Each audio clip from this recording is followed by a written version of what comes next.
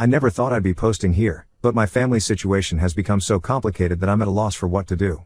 I'm Paul, 32 years old, and for the past 2 years, I've been financially supporting my younger sister, Jane, who's 29. To give some context, Jane and I grew up in a middle-class family in a small town. Our parents worked hard to provide for us, but there wasn't much extra money for luxuries. I was always the more studious one, while Jane was more free-spirited. This difference in our personalities became more pronounced as we grew older. After high school, I went to college on a scholarship and studied computer science. I worked part-time jobs to cover my living expenses and graduated with minimal debt. Jane, on the other hand, started college but dropped out after a year, saying it wasn't for her. She moved to the city and started working various jobs, waitressing, retail, and even a brief stint as a yoga instructor. I landed a job at a tech startup right out of college and worked my way up over the years. By the time I was 30, I was in a senior position with a comfortable salary. Meanwhile, Jane continued to struggle. She'd call me occasionally, usually when she was between jobs or having trouble making rent. I'd help out when I could, sending her a few $100s here and there. 2 years ago, Jane called me in tears. She told me she'd been diagnosed with a chronic illness and needed surgery. She didn't have health insurance and was scared about how she'd pay for it. Our parents had recently retired and were living on a fixed income, so they couldn't help much. I felt like I had to step in. I agreed to cover Jane's medical expenses and help her with living costs while she recovered. She moved in with me temporarily, and I paid for her rent when she moved back out. It was a financial strain, but I figured family comes first. I even set up a separate savings account to budget for her expenses. At first, everything seemed fine. Jane would update me on her doctor's appointments and the upcoming surgery. But as time went on, things started to feel off. The surgery kept getting postponed due to various complications that Jane never fully explained. Despite all the money I was spending on her medical care, she never seemed to improve. I started to have doubts, but I pushed them aside. I didn't want to believe that my own sister would lie to me. But last month, I couldn't ignore the red flags anymore.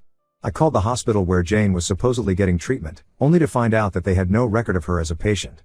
When I confronted Jane, she broke down and admitted that there was no surgery planned. In fact, she hadn't even been to a doctor. She gave me a long, emotional story about how she was too embarrassed to ask for help outright and didn't want me to think she was a failure. She said she'd planned to use the money to start a business, but ended up spending it on daily expenses and some old debts. I was furious. I felt betrayed and used. I told Jane that I was done paying for everything and that she needed to get her life together. She cried and pleaded, but I stood my ground. I gave her a month to find a job and start supporting herself. A few days later, I received an angry call from our parents. Jane had told them a completely different story.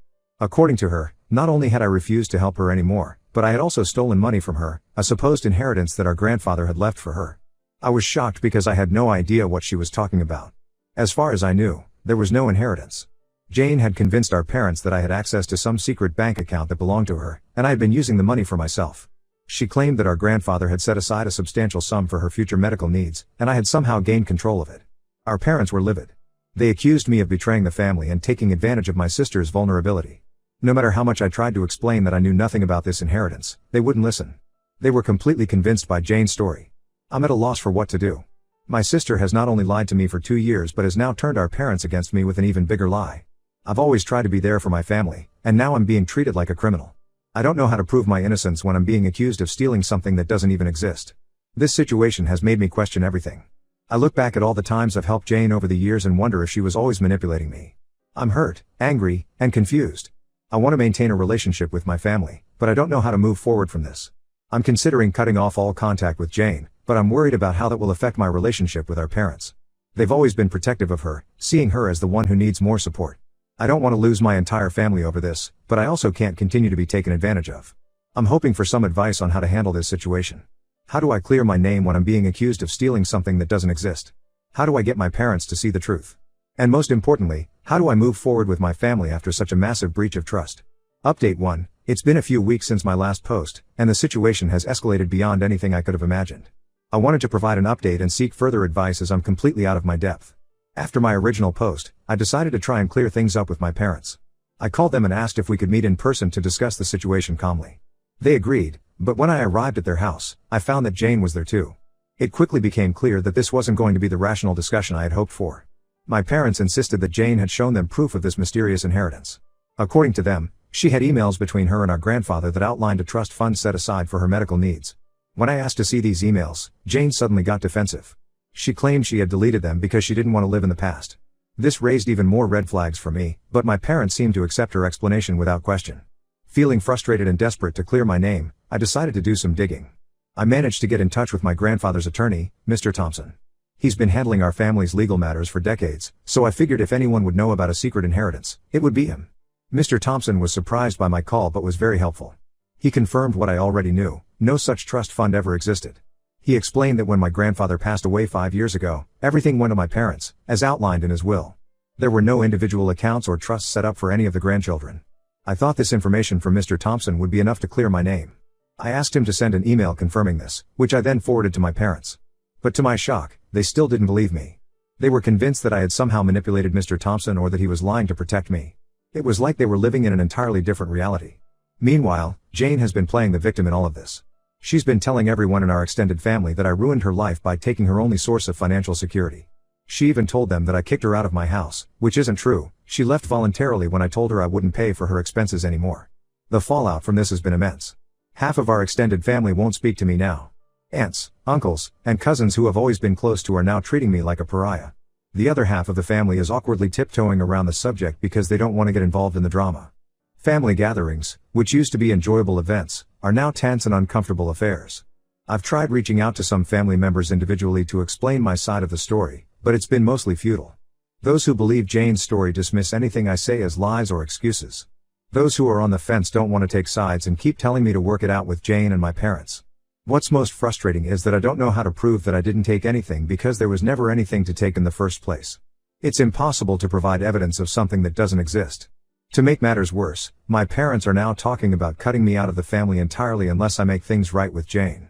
To them, this means giving her more money to make up for the inheritance she never received. They seem to think that since I have a good job, I should be willing to support Jane indefinitely, regardless of the lies she's told. This whole situation is taking a toll on my mental health. I'm having trouble sleeping and concentrating at work. I've started seeing a therapist to help me cope with the stress and anxiety, but it's still overwhelming. I'm at my wit's end. I don't know how to prove my innocence or repair my relationships with my family.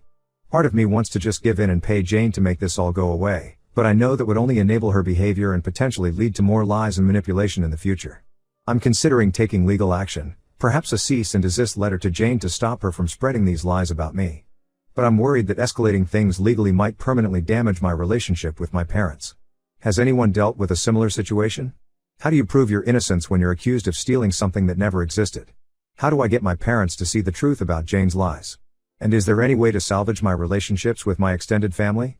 Update 2. I want to thank everyone for their support and advice on my previous posts. Your comments gave me the courage to dig deeper and finally uncover the truth about this whole mess. Unfortunately, the reality is even worse than I imagined. Taking the advice of several commenters, I decided to reach out to some of Jane's old friends. I remembered she used to be really close with a girl named Sarah, but they had some kind of falling out last year. I managed to find Sarah on social media and sent her a message explaining the situation. Sarah's response was eye-opening. She told me that Jane had been lying to a lot of people, not just me and our parents. Apparently, Jane had fabricated the entire story about the inheritance as a way to guilt me into continuing to support her financially. She knew our parents would side with her because they've always seen her as the fragile one who needs protecting. But it gets worse. Sarah revealed that Jane had been borrowing money from several other people under the pretense of needing it for medical expenses. She estimated that Jane had borrowed over $10,000 from various friends and acquaintances over the past couple of years, most of whom she had since cut contact with. Armed with this new information, I decided to confront Jane one last time. I invited her to meet me at a coffee shop, thinking a public place might keep things civil. When she arrived, I laid out everything I had learned from Sarah. To my surprise, Jane broke down and admitted everything. She confessed that she'd been in over her head with debt from years of poor financial decisions, and she didn't know how to get out of it. She had maxed out several credit cards, taken out payday loans, and owed money to some questionable individuals. Jane explained that she thought if she could guilt me into paying for everything, she could buy time to figure things out. The lie about the inheritance was her backup plan in case I stopped supporting her. She never expected it to spiral out of control the way it did. I felt a weird mix of anger and pity for her. It was clear she was desperate, but she had gone about everything in the worst possible way.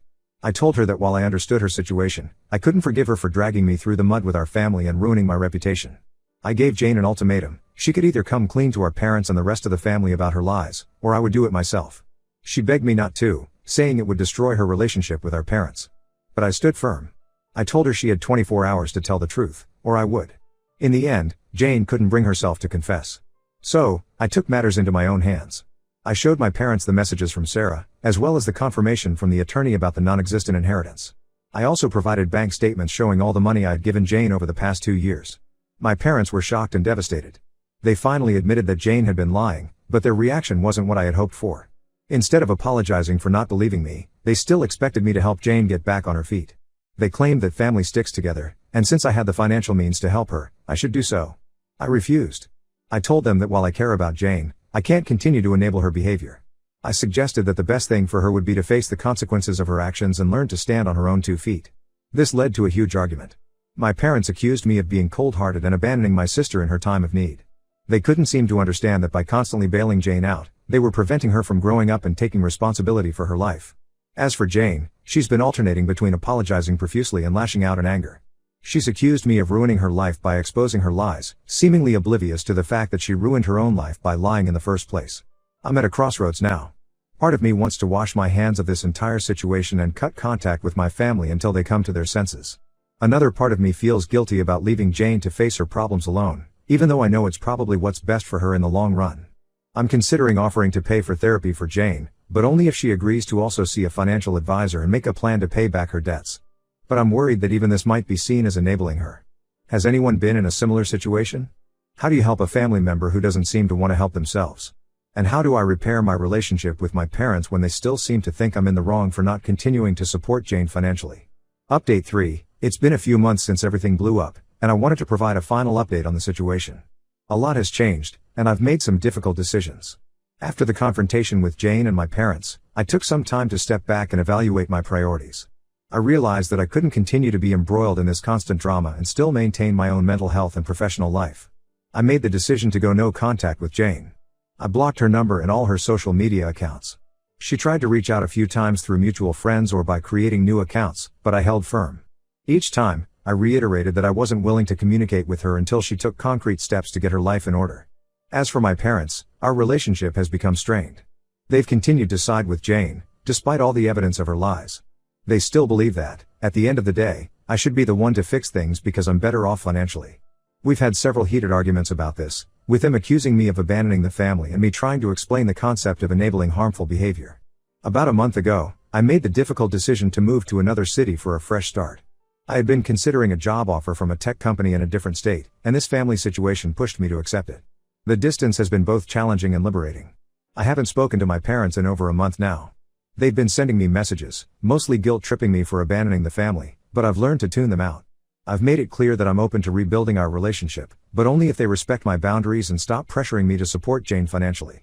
As for Jane, I heard through a mutual friend that she's finally started to face the consequences of her actions. Apparently, one of the people she borrowed money from has threatened legal action if she doesn't start repaying her debt. This seems to have been a wake-up call for her. The friend mentioned that Jane has started looking for a steady job and has even considered going back to school to finish her degree. While part of me is glad that Jane might finally be turning things around, I'm maintaining my distance. I've realized that I can't be responsible for her choices or her life. I need to focus on my own well-being and future. This whole experience has taught me a lot about setting boundaries and the importance of self-care. I've started seeing a therapist regularly to work through my feelings of guilt and anger. It's been helpful in processing everything that's happened and in developing healthier coping mechanisms. I've also been focusing on building new relationships in my new city. I've joined a local hiking group and have been volunteering at an animal shelter. These activities have helped me meet new people and start creating a support network that isn't tied to my family drama. In the end, while I feel like I've lost my family in some ways, I've gained peace of mind. I'm not going to keep enabling Jane's behavior, and I refuse to let her or my parents' expectations drag me down anymore. I don't know what the future holds for my relationship with my family, but for now, I'm focusing on myself and moving forward. I want to thank everyone who's offered support and advice over the past few months. Your perspectives and encouragement have been invaluable during some really tough times. If there's one piece of advice I could offer to others in similar situations, it would be this: it's okay to prioritize your own well-being, even if it means making difficult decisions about family relationships. Looking back, I realized that this situation didn't develop overnight. There were signs of Jane's irresponsibility and my parents' enabling behavior for years. I wish I had recognized these patterns earlier and set firmer boundaries. But I'm trying not to dwell on the past and instead focus on creating a healthier future for myself. I'm still open to the possibility of reconciliation with my family, but only if there are significant changes in their behavior and attitudes. For now, I'm taking it one day at a time and focusing on building a life that isn't defined by family drama. Thank you all again for your support throughout this journey. It's been a difficult road, but I feel like I'm finally on a path towards a more positive and stable future.